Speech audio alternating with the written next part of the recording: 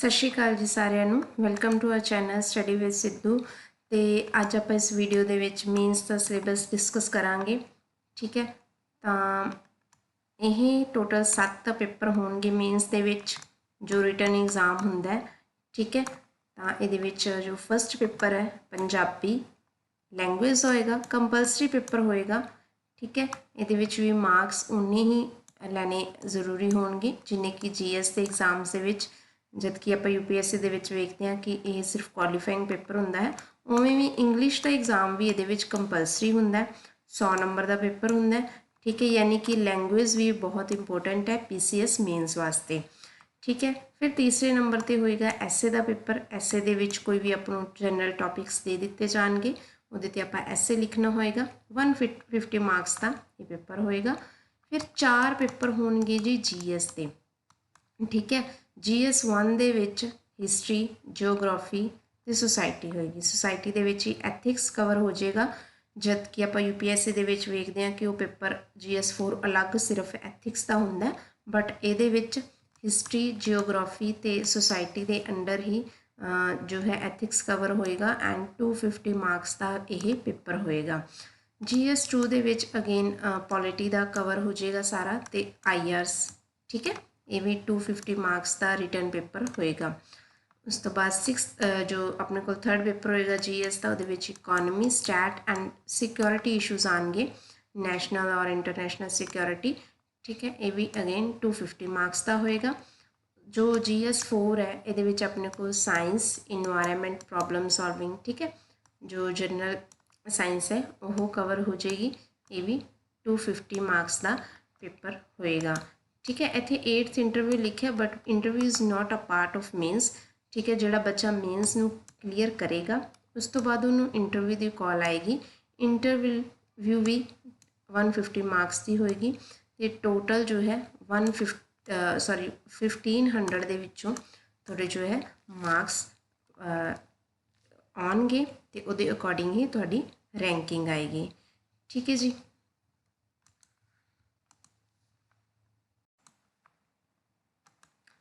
सो हुण आपां जो मेन्स का सिलेबस है वो इन डिटेल डिस्कस करते हैं। सब तो पहला है अपने को इंग्लिश लैंग्वेज का पेपर।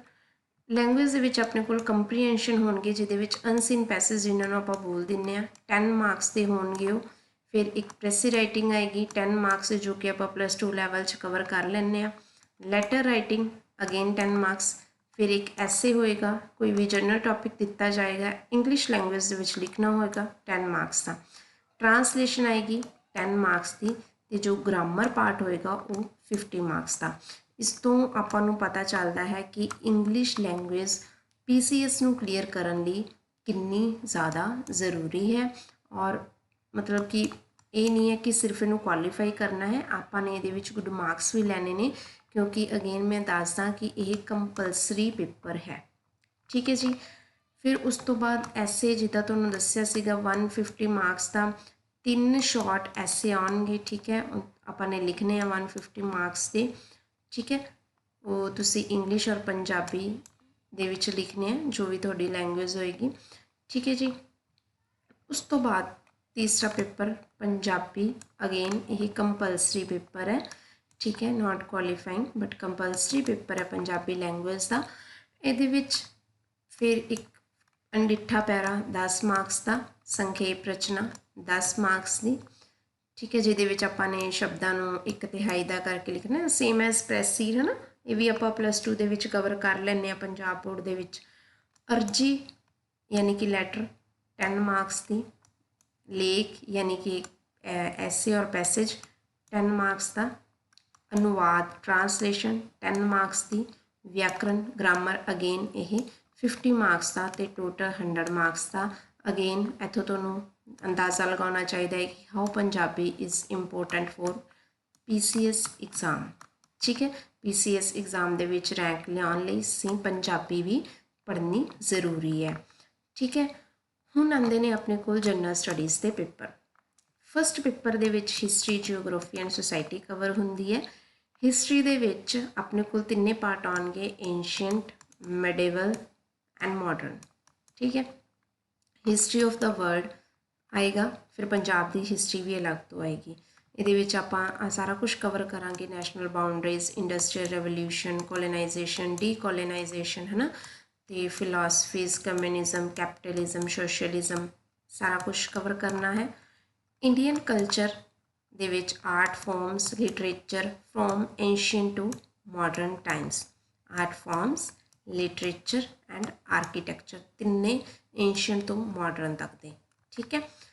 ਮਾਡਰਨ ਇੰਡੀਅਨ ਹਿਸਟਰੀ ਦੇ ਵਿੱਚ from middle of 18th sanctuary ਤੋਂ ਲੈ ਕੇ ਸਿਗਨੀਫਿਕੈਂਟ ਇਵੈਂਟਸ, ਪਰਸਨੈਲਿਟੀ ਇਸ਼ੂ। ਠੀਕ ਹੈ। ਫਿਰ ਸੋਸ਼ਲ ਰਿਲੀਜੀਅਸ ਰਿਫਾਰਮ ਮੂਵਮੈਂਟਸ ਕਰਨੀਆਂ ਨੇ ਪੰਜਾਬ ਦੀਆਂ, ਫਰੀडम ਸਟਰਗਲ, ਵੇਰੀਅਸ ਸਟੇਜਿਸ। ਠੀਕ ਹੈ। ਉਸ ਤੋਂ ਬਾਅਦ ਪੋਸਟ ਇੰਡੀਪੈਂਡੈਂਸ ਦੇ ਵਿੱਚ ਕੰਸੋਲੀਡੇਸ਼ਨ ਐਂਡ ਰੀਆਰਗੇਨਾਈਜੇਸ਼ਨ। ਇਹ ਕਵਰ ਕਿੱਥੋਂ ਕਰਨਾ ਹੈ, ਇਸ ਵੀਡੀਓ ਆਲਰੇਡੀ ਪਾਈਆਂ ਹੋਈਆਂ ਨੇ, ਤੁਸੀਂ ਉਹਨਾਂ ਨੂੰ ਦੇਖ ਸਕਦੇ ਹੋ। ਸਾਰੀਆਂ ਬੁੱਕਸ ਮੈਂਸ਼ਨ ਕੀਤੀਆਂ ਹੋਈਆਂ ਨੇ, ਬੈਸਟ ਸੋਰਸਿਸ ਵੀ ਮੈਂਸ਼ਨ ਕੀਤੇ ਹੋਏ ਨੇ। ਠੀਕ ਹੈ ਜੀ। ਉਸ ਤੋਂ ਬਾਅਦ ਹਿਸਟਰੀ ਆਫ ਪੰਜਾਬ ਦੇ ਵਿੱਚ ਰਣਜੀਤ ਸਿੰਘ, ਐਨੈਕਸੇਸ਼ਨ ਆਫ ਪੰਜਾਬ, ਐਂਗਲੋ ਸਿੱਖ ਵਾਰ, ਇਹ ਸਾਰਾ ਕੁਝ ਕਵਰ ਕਰਨਾ ਹੈ। ਜਿਓਗ੍ਰਾਫੀ ਦੇ ਵਿੱਚ ਫਿਜ਼ੀਕਲ ਜਿਓਗ੍ਰਾਫੀ। ਠੀਕ ਹੈ। ਵਰਡਸ ਫਿਜ਼ੀਕਲ ਜਿਓਗ੍ਰਾਫੀ ਕੀ, ਨੈਚੁਰਲ ਰਿਸੋਰਸਿਸ ਵਰਡ। ਠੀਕ ਹੈ। ਸਬ ਕੰਟੀਨੈਂਟ ਦੇ ਰਿਸੋਰਸਿਸ। ਠੀਕ ਹੈ। ਜਿੱਦਾਂ ਆਪਾਂ UPSC ਲਈ ਕਰਦੇ ਹਾਂ, ਉਹ ਸਾਰਾ ਕੁਝ ਕਵਰ ਕਰਨਾ ਹੈ। ਇੰਪੋਰਟੈਂਟ ਫਿਜ਼ੀਕਲ ਫਿਨੋਮੀਨਾ ਦੇ ਵਿੱਚ ਅਰਥਕੁਇਕ, ਸੁਨਾਮੀ, ਵਲਕੈਨੋ, ਸਾਈਕਲੋਨ, ਇਹ ਸਾਰਾ ਕੁਝ ਪੜ੍ਹਨਾ ਹੈ। ਠੀਕ ਹੈ। Then water bodies, ice caps, flora and fauna. ਠੀਕ ਹੈ। ਜਿਓਗ੍ਰਾਫੀ ਆਫ ਪੰਜਾਬ ਦੇ ਵਿੱਚ ਹੁਣ ਦੇਖੋ, ਅਫਕੋਰਸ ਪੰਜਾਬ ਦਾ ਪੇਪਰ ਹੈ ਤਾਂ ਕੁਝ ਸਪੈਸੀਫਿਕ ਟੂ ਪੰਜਾਬ ਵੀ ਆਏਗਾ, ਤਾਂ ਉਹਦੀ ਡਿਟੇਲ ਪੜ੍ਹਨੀ ਹੈ। ਪੰਜਾਬ ਦੀ location, international borders, crops of Punjab, modern concept of farming, ਹੈ ਨਾ, ਐਗਰੀਕਲਚਰ, ਅਤੇ ਡਿਪਲੀਸ਼ਨ ਆਫ ਗਰਾਊਂਡ ਵਾਟਰ। ਬਹੁਤ ਇੰਪੋਰਟੈਂਟ ਟੌਪਿਕ ਹੈ ਇਹ, ਟੌਪਿਕ ਬਹੁਤ ਇੰਪੋਰਟੈਂਟ ਹੈ। ਠੀਕ ਹੈ। ਕਿਉਂਕਿ ਇਸ ਵਾਰ ਕਰੰਟ ਦੇ ਵਿੱਚ ਥੋੜ੍ਹਾ ਇਹ ਰਿਹਾ ਹੈ, ਤਾਂ ਇਸ ਟੌਪਿਕ ਨੂੰ ਚੰਗੀ ਤਰ੍ਹਾਂ ਕਰ ਲੈਣਾ ਹੈ। ਸੁਸਾਇਟੀ ਦੇ ਵਿੱਚ ਇੰਡੀਅਨ ਸੁਸਾਇਟੀ ਆ ਗਈ, diversity of India, role of women organisation, poverty, urbanisation, then globalisation, empowerment, communism, regionalism, secularism. ਠੀਕ ਹੈ। ਐਥਿਕਸ ਇੱਥੇ ਹੀ ਕਵਰ ਕਰ ਰਿਹਾ ਹੈ। ਮੈਂ ਅੱਗੇ ਵੀ ਦੱਸ ਚੁੱਕੀ ਹਾਂ ਕਿ UPSC ਦੇ ਵਿੱਚ ਐਥਿਕਸ ਦਾ ਅਲੱਗ ਪੇਪਰ ਨਹੀਂ ਹੈ, ਪੇਪਰ 1 ਦੇ ਵਿੱਚ ਹੀ ਐਥਿਕਸ ਨੂੰ ਕਵਰ ਕਰ ਦਿੱਤਾ ਜਾਂਦਾ ਹੈ। ਠੀਕ ਹੈ। ਇਹ ਸਾਰੇ ਪਾਰਟਸ ਐਥਿਕਸ ਦੇ ਨੇ। ਹਿਊਮਨ ਵੈਲਿਊਜ਼ ਵੀ ਪੇਪਰ 1 ਦਾ ਹੀ ਪਾਰਟ ਹੈ। Role of family, society, education.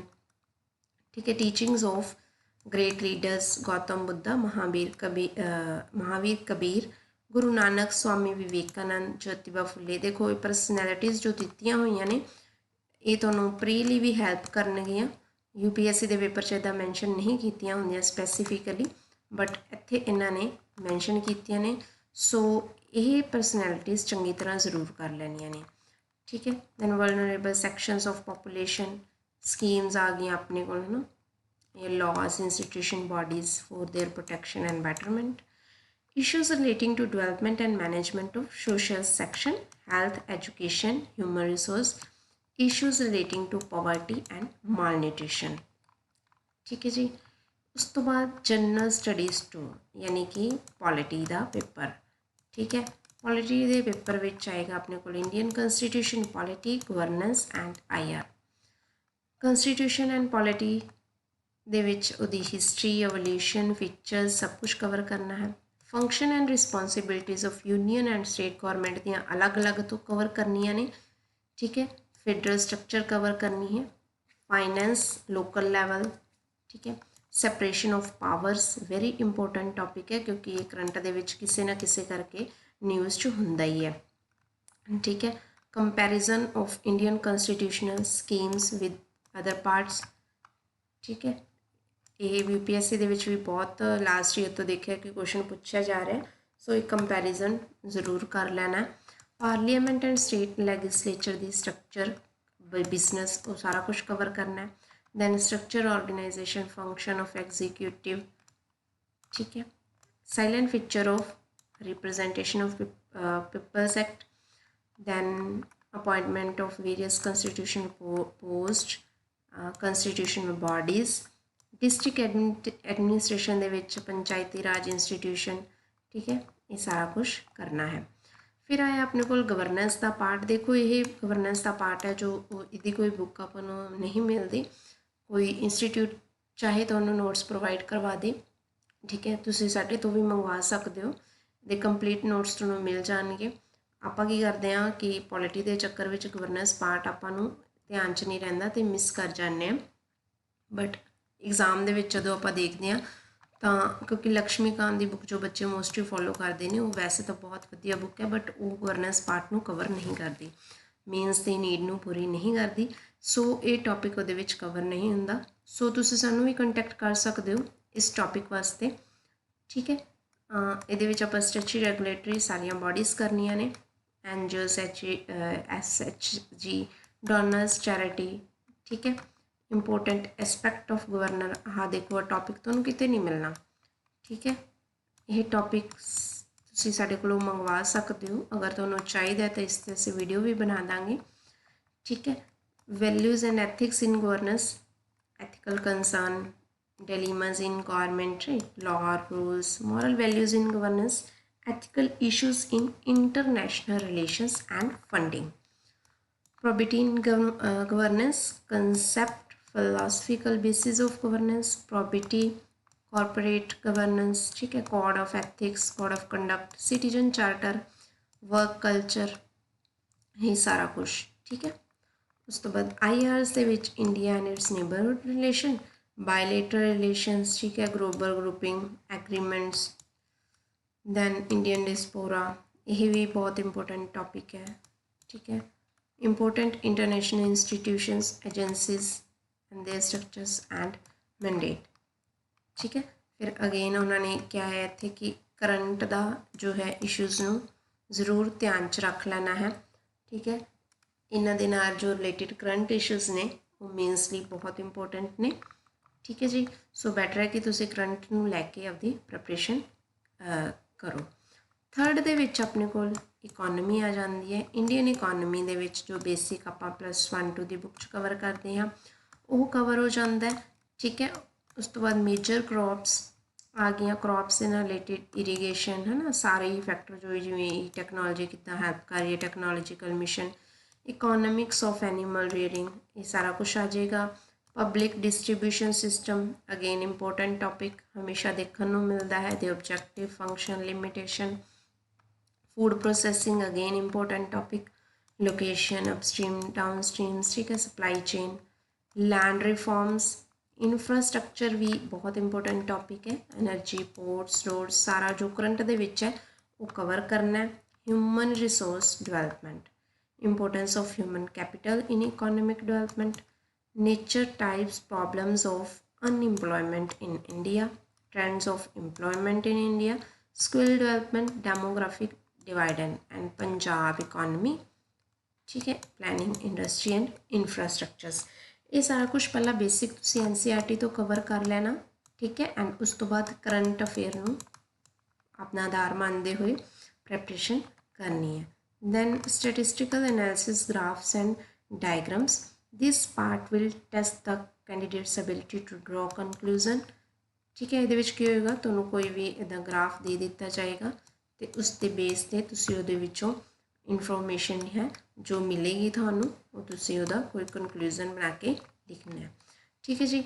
Issues related to security, security दे विच आपां ने linkage between development, spread of extremism, role of external state non state actors, ठीक है, challenge to internal security, social networking sites, internal security challenge, basics of cyber security, money laundering and prevention, ये current के important topics ने। So इन्हों current के विचों अच्छी तरीके नाल कवर करना है। फिर आ गया फोर्थ पेपर, ये science tech environment problem solving, science and tech दे विच जो बेसिक साइंस है, ठीक है, वो कवर कर लेनी है।